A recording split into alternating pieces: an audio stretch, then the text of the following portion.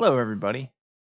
I'm looking forward to doing this next video series on programming a chess engine in Python. So I, I'm going to take you guys through setting it up, getting the basics, um, being able to, get an engine that will recognize what's a legal chess move, what's an illegal chess move, get it to where you can play player like a two-player game, and then hopefully have some basic AI. Show you guys a couple algorithms that are popular with chess engines. Now, I do want to preface this. This is geared towards simplicity over efficiency. We're using Python as a language. It's not the most efficient, and so we're not going to have a super fast engine. We're not going to be able to look, you know, 8, 10 moves, 15 moves like a lot of the more popular chess engines can. It's just unrealistic to try to do um, in Python without using some other libraries. So a lot of the design decisions we're going to make in this series are geared more towards simplicity than efficiency. So I just want to kind of preface this whole video series with that. Um, and hopefully we get to a point where you might be able to actually try to change some stuff around where you could make it more efficient. And I welcome you to do that. And yeah, so I want to preface the whole video series with that. Um, Today the focus is just going to be on what's on the screen up there. Uh, you see a board, you see pieces on the board. And that's going to be our focus today. So just getting the basic setup of this, getting a display that we can actually work with so that when we're coding the logic, it's a little bit easier to debug because we'll be able to actually have an interface that we can play with in front of us. So that is the plan. Let's go ahead and jump right in. All right. So I've just got an empty workspace here in PyCharm. So you guys can do the same here. One of the things you're going to want to do is to download from Schoology this images file. So I'm going to put that up here. So you'll see today's lesson, and then there's this folder images.zip or compressed folder. You're just going to want to go ahead and download that. And once you have it downloaded, you're going to want to extract those files.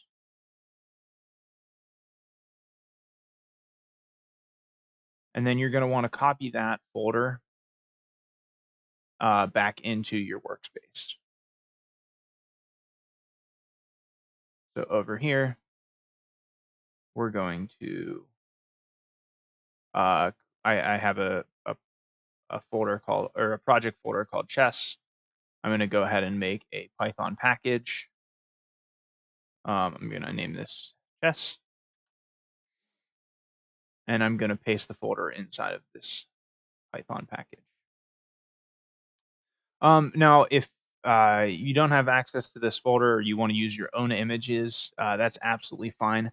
I grabbed some low res PNG images. I'll also share bitmap. I think I had some issues with some people using Macs and PNGs and reading them in. So I'll also share the folder with the BMPs in them.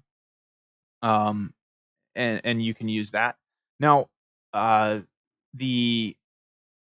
just got these off the internet. You can do a Google search for chess pieces and you can download them. The naming convention I'm using for these is lowercase b and lowercase w as the first letter to indicate what color the piece is, and then a capital letter to indicate the type of the piece. So it might be easier to see actually in the folder of the images. Here, we see black bishop, black king, black knight, black pawn. One thing I'm not sure why I did lowercase p for pawn here instead of uppercase. I don't know, maybe I should change that right now, but I'm not going to. But if you want to, you can get your own images. One of the things that might be fun to do would be to get a couple different sets of images and let the user actually be able to select what chess set they want. So that could be something fun to do. So I made these transparent. I will share the bitmap ones. I think the bitmap ones are not transparent. So if the PNG works or does not work for you, try the bitmap, see if those work. You could also just grab your own images from the internet and find them. All right. So now that we have the images loaded in, we're going to start with, we could start in one of two places. We could start with the main, or we could start with the chess engine game state. We're going to create both those files now. So let's go ahead and create two Python files. We'll call one our chess main, and we'll call our other chess engine. Okay, so let me explain what these two files are going to do. So the main file is going to be our driver file.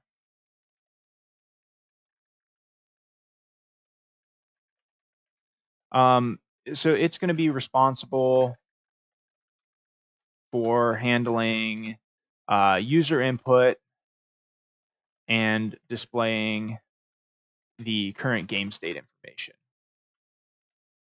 And I'm going to capitalize game state because it's going to be our class object, say, the current game state object. Okay. That's the main. All right. Now the chess engine file is going to be where we store all this data.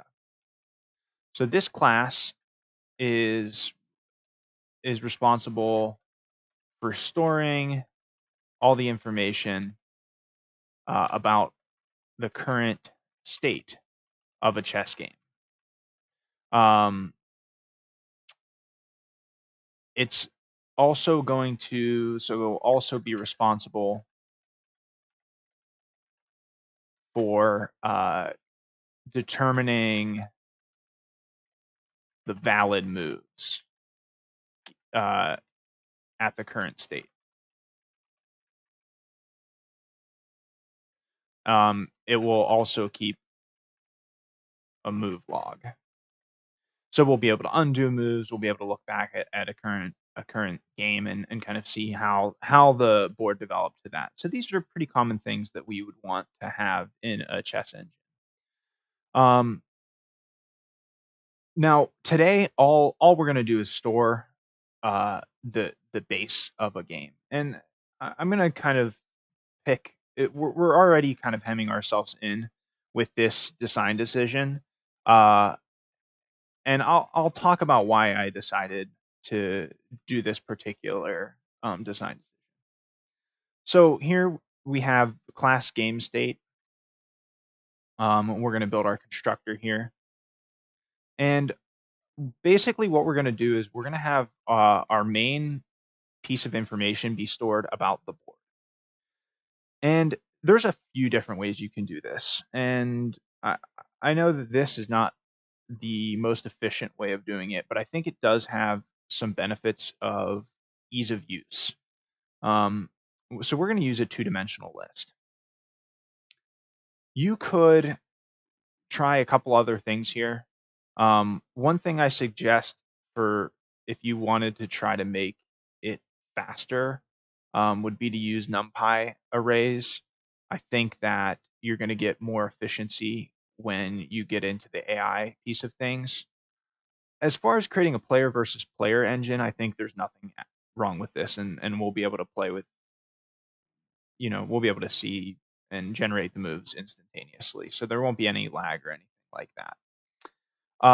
But as you kind of play with an engine and you have the engine creating moves and searching the board for moves, it might take a little bit more time. So, all right. So what is this board going to look like? Well, it's going to be a list of lists, and each list is going to represent a row on the chessboard. So we're going to look at it from White's perspective, and each of these is going to be a 2-letter string representing the pieces. And I'm going to do it the same way that I named the pieces. So here we'll have in the top left corner of the board a black rook. Next to the black rook will be a black knight. I'm using N for knight and K for king, which is standard chess notation. Black bishop next to the knight. Then we have our black queen, our black king, another black bishop, another black knight, and then finally our black rook. And this is the back rank of pieces here for black. The next row, if you are familiar with chess, is a row of pawns. So we're going to have a bunch of black pawns. And again, I'm going with lowercase p here. And I'm not 100% sure why I decided to do that, but it is what it is.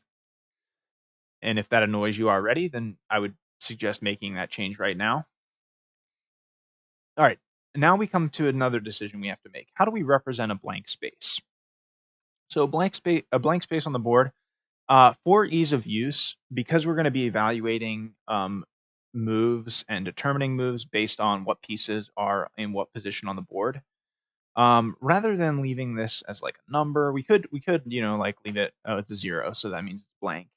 I like the idea of a 2 dash string as an empty space. Because now we'll be able to parse this string the exact same way we would parse another string. We don't have to worry about converting from ints to strings.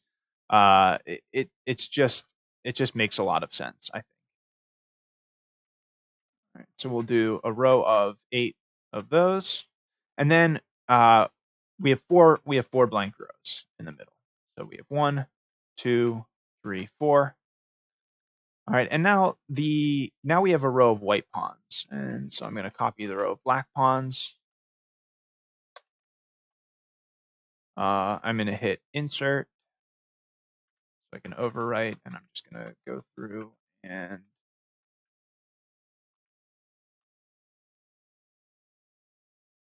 change all those to white pawn. And then finally, we're going to copy this. And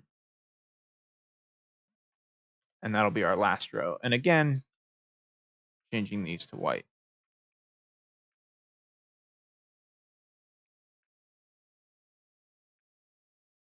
The white king and white queen, or black queen, black queen and white queens are on the same file here.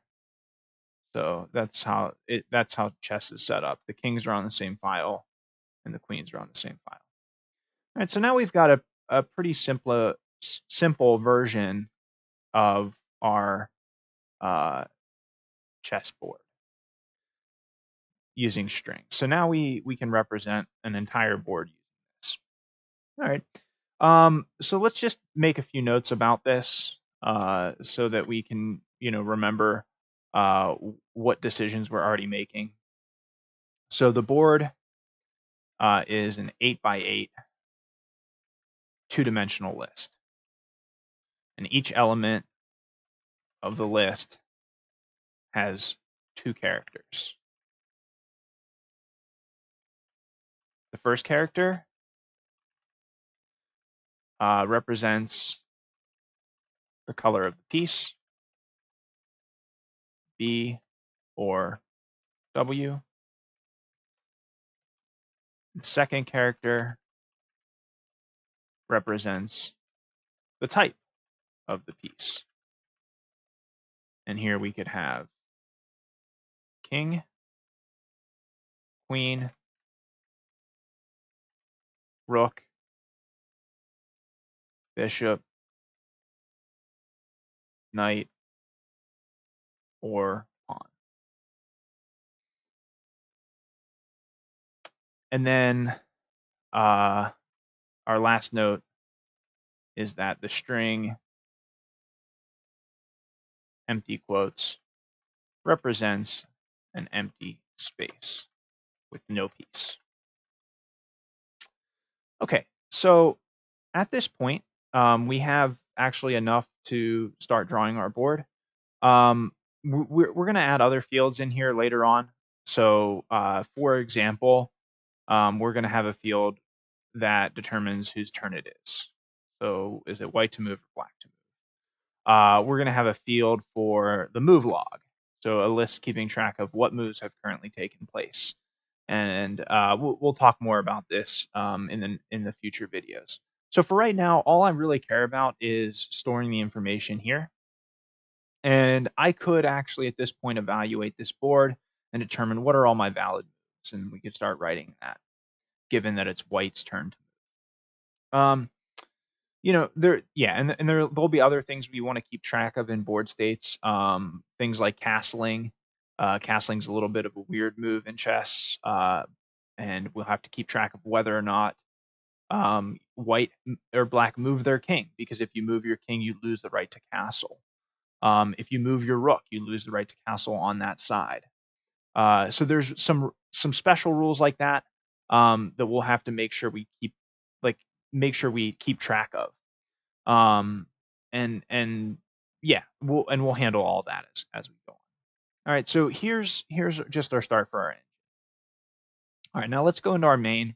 And this we're going to focus a lot on the Pygame stuff that we've kind of done before. And so I'm going to go through this kind of fast. If you are not sure of some of the stuff that I type, then maybe you can go back and watch some of the videos that I did on Pygame intro. One of the things we're going to have to do is import our chess engine class so that we have access to the board state, the game state. Here we're going to make our width and height equal to 512. You could do 400 as well if you want a little bit higher resolution or higher definition. Basically, the larger you get, the images I shared with you are not very high res, so we can't go that large. 512 still looks pretty nice, and that's about the biggest I've seen it work, where it actually looks good. But 400 is definitely another good option. And you could go larger if you want, but I think at that point you're going to be disappointed by the quality of the images. You might want to get your own at that point. Here we'll have the dimension of the board. Just keeping this in a variable is kind of nice. Dimensions, the chessboard are 8 by 8. And this might allow us to adapt, this to maybe like play a four. If you've ever seen 4-player chess, it's a much larger board. So here we'll define a variable called square size, which will be our height or our width divided by the dimension. And this will give us a nice valid square size. This is another reason why I chose 512. It's a power of 2, and so when we divide it by 8, it makes a lot of sense. We'll set our max FPS to 15. This one, it doesn't really matter. This is mostly going to come into play for animations later on. And then we're going to have this directory of images, which we're going to use today, or sorry, the dictionary of images. So we're going to make that a global variable as well. All right, the first thing we're going to do is we're going to go ahead and actually load in the images. So we only want to do this one time. That's another thing that I want to point out. Pygame loading images in it's an expensive operation. You only want to load them into memory one time, save them as a variable, and then you can use them. If you're loading images every frame, then you're going to notice that your game or whatever you're making is lagging. And it's because you're executing really expensive operations every frame. So we'll put this in its own function. So load images will initialize a global dictionary of images. And this will be called exactly once in the main. And one of the reasons why I want to put this in its own method instead of just putting this code in the main is if you want to adapt it later on to have your own skins. So if you want to maybe give them the option to pick a couple different chess sets, then this will make it nice and flexible. You always want to think about making your code as flexible as possible. All right, so we call this function load images. Again, PyCharm's complaining. It says that I should call this function this because that's proper Python notation, but I'm a Java guy, so I will capitalize my functions and use camel case. So here we're going to make a list of the pieces, and this I could really do this in a very inefficient way. And what I could do is I could say images white pawn. That will be our key for loading that image. So I'm going to use the piece name notation that we are using here. And notice that these pieces also match the name of the images. So that's another reason why I chose to do it this way. Well, we can read the 2-character string and we can load the image or select the right image just from that. So this one image will be basically, we're going to use the image Pygame image dot load, and then we have to select our directory, which is images, and then the piece .png. Now, this is probably not the best way to do this, because then we'd have to do this for each line of code. And anytime you see yourself starting to do something like this, and then you realize I'm going to have to do this 12 more times, you should stop and you should think, how can I use a for loop? All right, so we can see our pattern emerging here. I just have to basically make a variable here, which we could call maybe something like piece.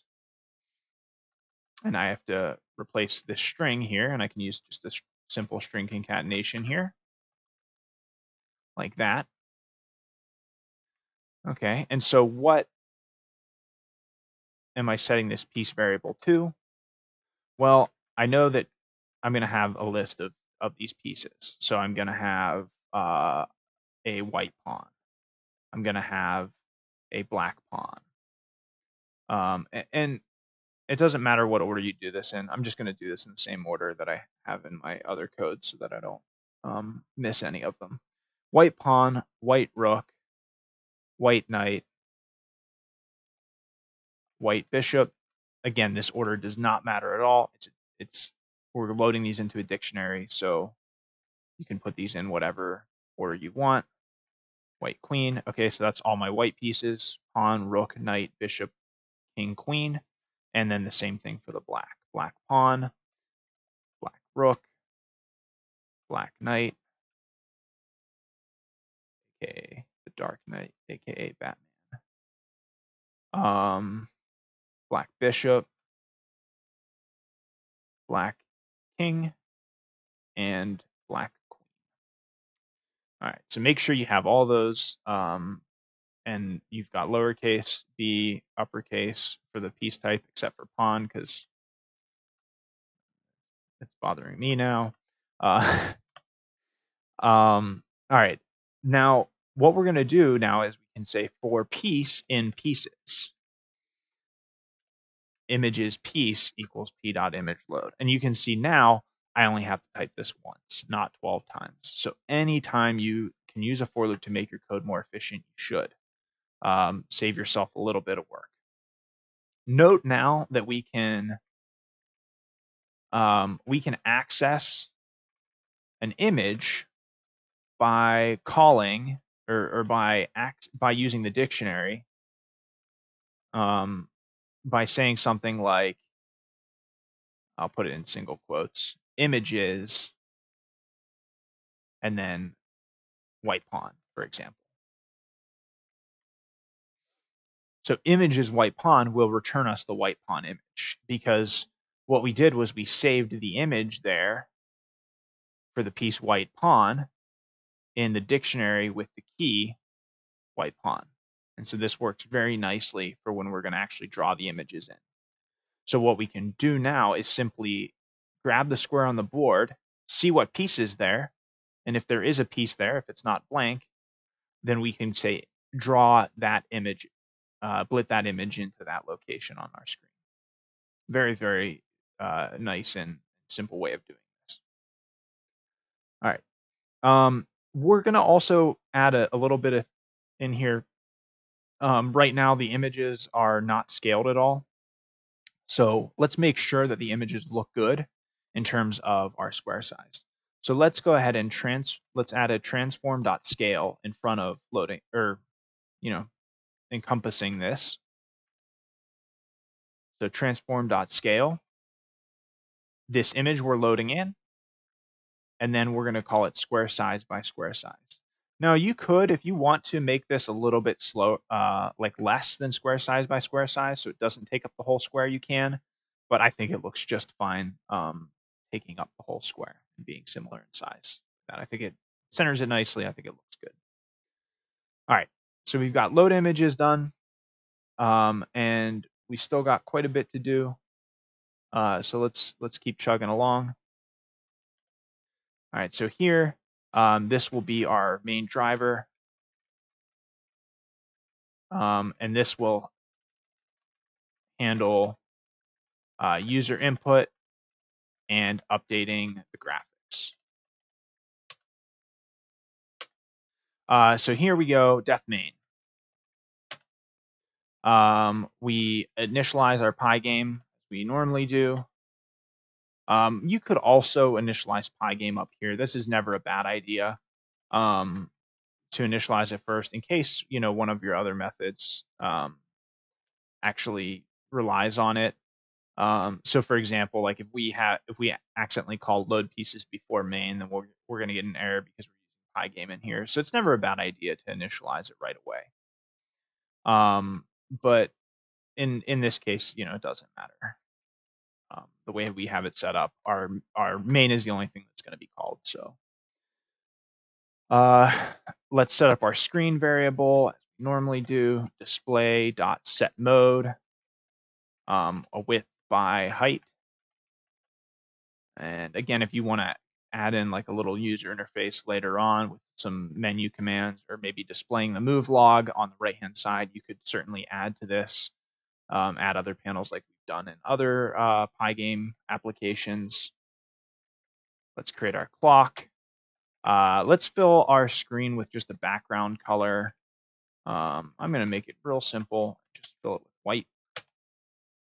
This one will not be really necessary later on, because we're going to be filling in the squares with colors, but it's fine. We can leave it in there for now, just to make sure that everything's working right.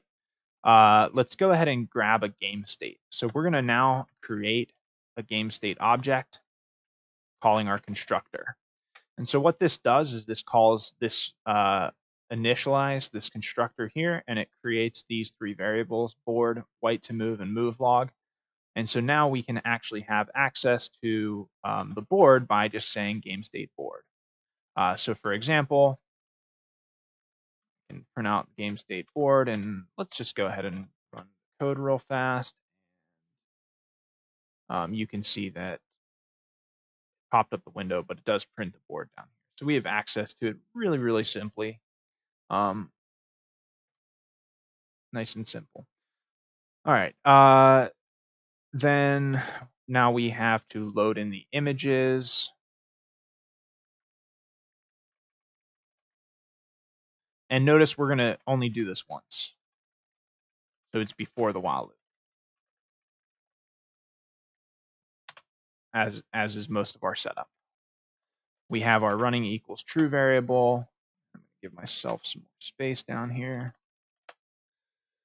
All right, and then inside of our while loop, as most of our Pygame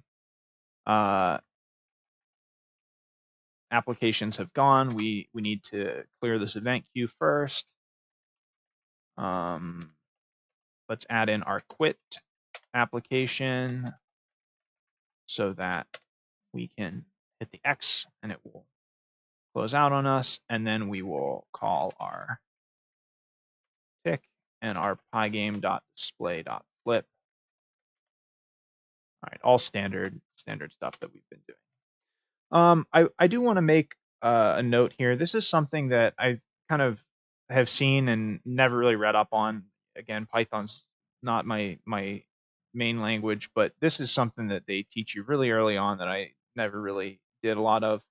But it's Python convention to do something like this. If underscore underscore name underscore underscore equals, and then underscore underscore main, basically matching our function here, then call main. And what this essentially does, this is more proper notation. So this is what Python or this is what Python recommends doing. The reason you would do this is if you ever import your main in another with an import statement. So if I ever say import chess main, then it won't actually run this function. It'll only run this function whenever you're actually running this particular Python. So it has its benefits to it. All right. And that's all I'll say on that. But if you're curious about this, you can Google this, and there's tons and tons of articles about why you would want to do that. So, all right, our final two functions today are draw board and draw pieces, and we're gonna just organize these into a nice little method, which we're gonna call draw game state. So our game state will take two parameters, a screen and a game state object. So we can actually call that here.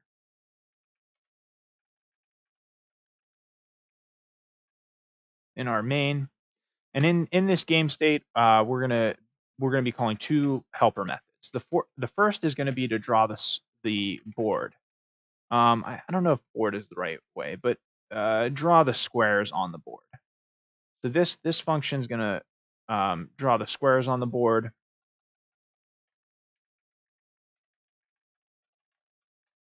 And this function draw pieces, which in this case we will need a copy of the game state, at least the board, so we know where to draw the pieces. We'll draw the pieces on top of those squares. And we can use this method later on for if we want to add in, piece highlighting or move suggestions or something like that. We can add these in later. So we'll just leave that. All right, let's document this function. Draw game state draws the squares on the board, and actually let's just group this all and say it's responsible for all the graphics within a current game state. So maybe even if the user clicked on a square, we highlight that piece or something like that. So we'll definitely be revisiting this a little bit and adding to it. All right, so these two helper methods here, draw board and draw pieces, are going to be our final two methods for today. The first one, draw board. The second one, draw pieces.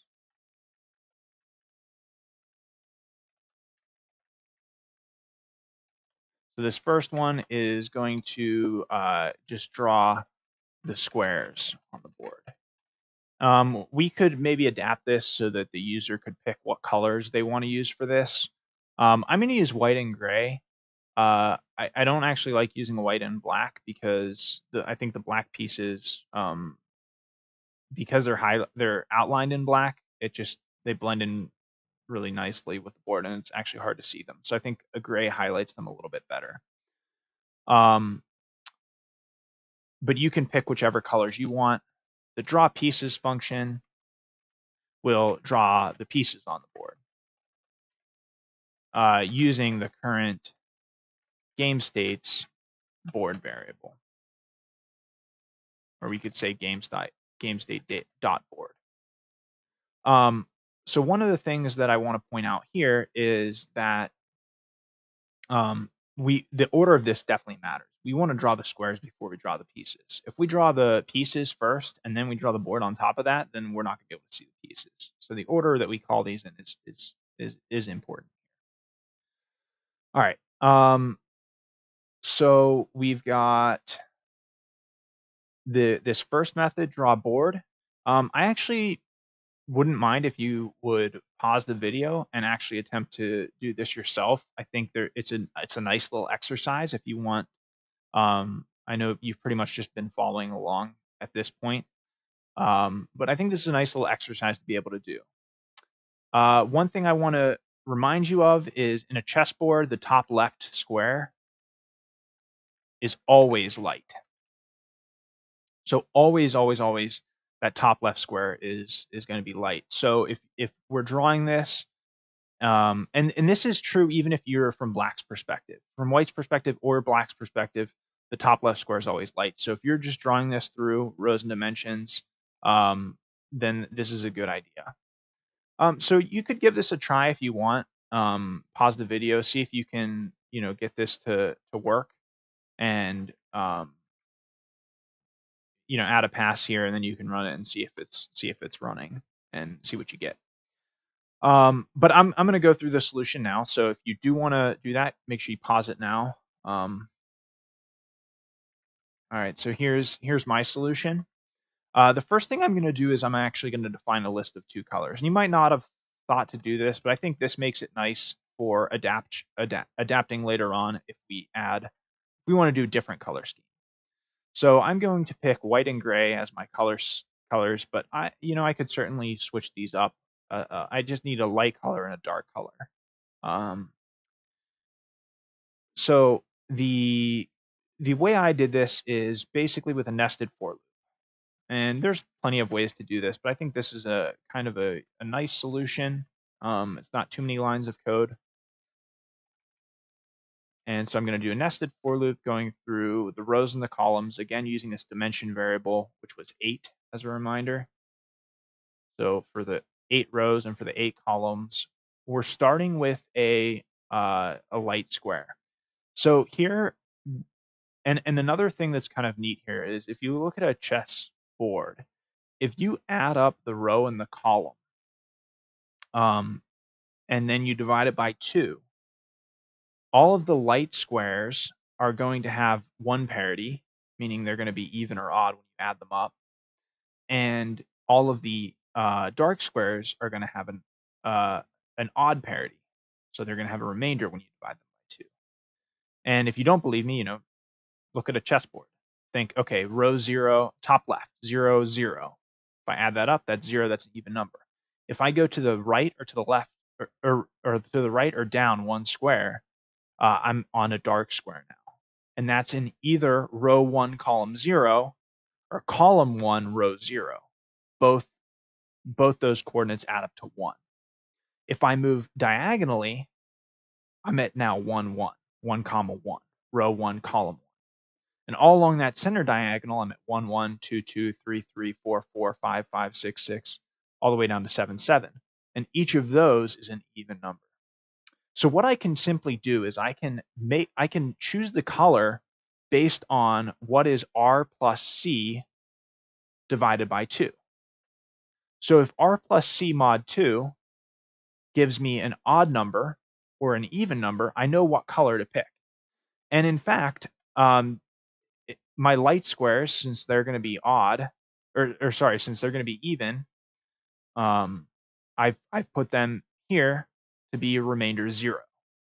And my dark squares I've put to be remainder 1. And so I can access the color by R plus C mod 2. So add up the row and the column, mod it by 2, and that'll give you the remainder. That tells you whether the row and the column sum is even or odd. And then this picks the color, white or gray, based on that. And that'll be my color. And now it's just drawing the rectangle, Pygame draw rectangle on the screen with the given color. And then where do we draw it at? We draw it at a rectangle object. And this might be a little bit tricky to think about, but just remember what we've done before. We're drawing them row by column, column by row, because the column is the X value left and right, and the row value is up and down. So we want to start with column times square size, meaning if I'm at column 0, I'm at 0. If I'm at column 1, then I move over square size. And we've talked about this before, so this shouldn't be too surprising that we're using it again. And then square size by square size for the dimensions. All right, and so we can test this out, and it looks real nice. Nice chessboard, beautiful. Just a couple lines of code. And what's pretty nice about this is, let's say I wanted to adapt a different color structure. Maybe I wanted to do like a maybe like a light gray for my light color, and maybe like a green for my dark color. How this will look? Oh wow, that is very bright. Maybe like a dark. I can change those colors, and I can actually get different color schemes here, light and dark. So you can play around and you can find something that you like. I'm gonna stick with my white and gray. I like that color combo. But if you want something more vibrant, then that's certainly your prerogative to do that. All right, and I know this video is getting along, and thank you for hanging in with me. But we're gonna finish this last little piece here. All right. And it is drawing the pieces. No pun intended. So here we're going to do a very similar thing. For row in range dimension, for column, and again, I used R and C last time, so maybe let's just stay for some symmetry's sake. Let's use R and C again. For R in range dimension, for C in range dimension, the piece of that I'm going to be given, well, how do I access that? And it's actually really quite simple. I use game state board. Well, all right, sorry, I've already grabbed the board here. I've already accessed the board variable, and I've passed that in here. So I'm already looking at this list here. Now, how do I access? I want to draw it from the left. I want to draw it from here down to here. So I'm going through row by column. My for loop's going row by column. So I'm looking through this first row here, row 0, row 1, and I'm just going all the way through and then going through the columns next. And so this is really simple. Board, row, column, just accessing it like that. RC in our case. Now we have to check to make sure that the piece isn't an empty square. Right? Let's make sure there's actually a piece there. So if piece is not this, that means it's not an empty square, then we want to draw the particular piece on here. And so why did we spend so much time getting the images loaded in that dictionary? Well, we have this very nice access that we can do with images in the string. And so I can actually make something pretty cool here. So I can blit, and the image that I'm going to blit is just images piece. And whatever string I'm reading in, I'm going to grab that image. Very nice. Don't have to worry about if it's a pawn, draw this image. If it's a white pawn, draw this image. That would be really messy. This is a really nice way of doing it. All right, where are we blitting this image? The same exact rectangle. Column times square size. Row times square size. And we actually don't need to do the rectangle here. We could just do the dimensions, column times square size, row times square size, and that would work. And this is going to blit it in the proper location for us. Okay. So you can see these are actually pretty nice. One of the things I'm thinking now that, would maybe make this a little bit nicer is we could probably just add this in right here.